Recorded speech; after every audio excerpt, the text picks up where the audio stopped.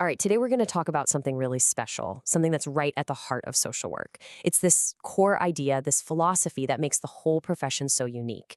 It's called the dual mandate. So let's get right into it. Okay, so let's start with a question that gets right to the point. What is social work really? Is it about helping one person who's in trouble, focusing on the individual? Or is it about changing the world, fighting for a more just society? The incredible thing about the dual mandate is that it looks at that question and says, why choose? The answer isn't either or, it's both. And this is what it boils down to. Think of social work as happening right where a person meets their environment. The mission, then, is to do two things at the exact same time. First, you help people cope with and change their personal situations. But, and this is the crucial part, you also work to change the bigger situations, the very conditions that created the problem to begin with. It's that powerful and that makes all the difference. This is really what sets social work apart. If you think about it, a psychotherapist, their focus is mostly on a person's inner world, right? And an activist, well, they're focused on changing the big external systems. A social worker, they stand right in the middle of those two worlds. They operate with this deep understanding that you absolutely cannot fix one without addressing the other.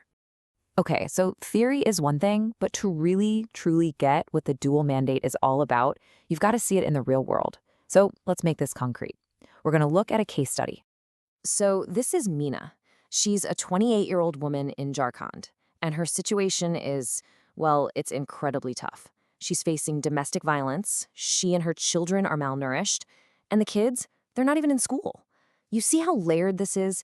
It's exactly this kind of complex, tangled problem where the dual mandate isn't just a nice idea, it's absolutely essential. So if you were faced with Meena's situation, what would you do? Well, there are a few ways to approach it. You could have a charitable response, right? Give her food, maybe some money. That helps with the immediate crisis, for sure. Or you could have a social service response. That's a step further. Maybe you refer her to a shelter.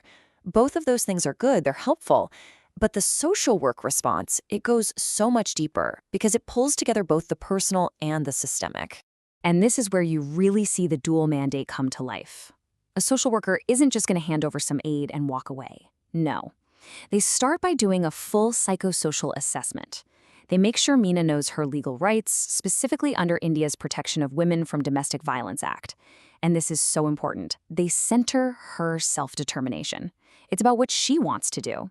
So they connect her to a local women's support group, that's the person part, but then they also meticulously document her case to use for systemic advocacy later on, and they work with the local school and teachers. See? That's the system part. It's all connected. So, Meena's story is a powerful example of what this looks like. Now let's zoom out a bit and talk about the how. How do social workers actually organize this kind of work? Well, they use a framework with 3 different levels of practice. Okay, so these 3 levels are called micro, meso, and macro. Micro is exactly what it sounds like. It's the small scale, the direct one-on-one work with an individual, just like with Meena. Meso means middle. That's the group or community level. Think about connecting Meena to that women's support group. That's meso work. And then you have macro. That's the big picture stuff. Policy, advocacy, large-scale change. It's about taking the patterns you see from many cases like Meena's and using that evidence to push for new laws or better systems. A good social worker is constantly shifting their thinking between all 3. All right, I know what you might be thinking right about now. This sounds amazing, but is it actually realistic? I mean, trying to help one person while also trying to change the whole system, that sounds exhausting. It sounds huge. And you know what? That is a totally fair question. Because the reality on the ground can be really, really tough. Let's be honest. Social workers often have massive caseloads. Their organizations are under pressure to show simple, measurable results. How many people did you serve this month?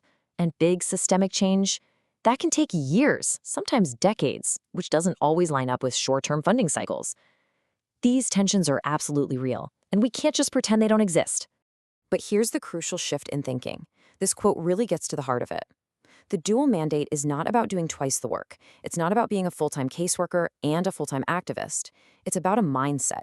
It's about always holding both levels in your mind. In every single interaction you have, it's about seeing the link between the person right in front of you and the larger forces and policies that are shaping their reality. And that brings us to the most important takeaway here. You don't have to be leading a protest march to be doing macro-level work. Fulfilling the dual mandate can be about small, consistent actions.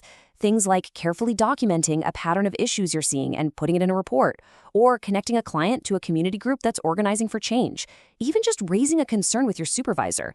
These might seem like small things, but they are the seeds from which real systemic change can grow. So let's end with a question for you to carry with you. Because honestly, whether you're a social worker or not, this is such a powerful way to see the world. The next time you come across any kind of problem, big or small, try to put on this lens. Ask yourself, how can I see both the person at the heart of this and the system that's shaping their entire situation? It's a simple question, but it has the power to change how you see just about everything.